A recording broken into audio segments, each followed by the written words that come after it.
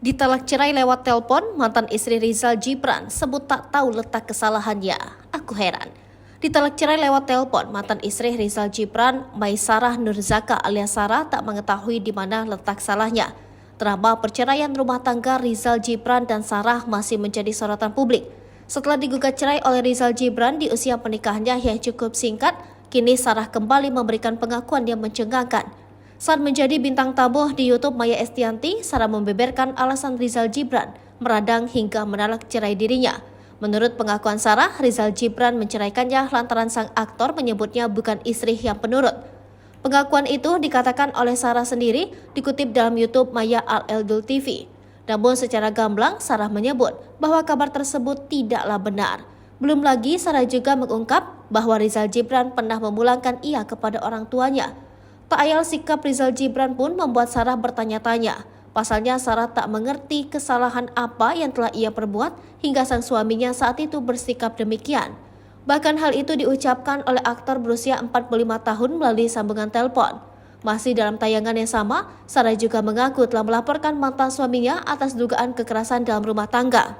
Menurut Sarah, mantan suaminya itu telah melakukan hal yang tidak sesuai dengan ajaran agama. Bahkan Sarah mengaku mendapatkan pukulan dari Rizal Gibran saat mereka masih menjalani biduk rumah tangga bersama. Namun setelah mendapatkan perlakuan tak pantas itu, Sarah tidak buru-buru melaporkannya. Beruntungnya Sarah masih memiliki bukti berupa catatan rekam medis. Seluruh bukti yang dimiliki Sarah itu kini telah sampai ke penyidik.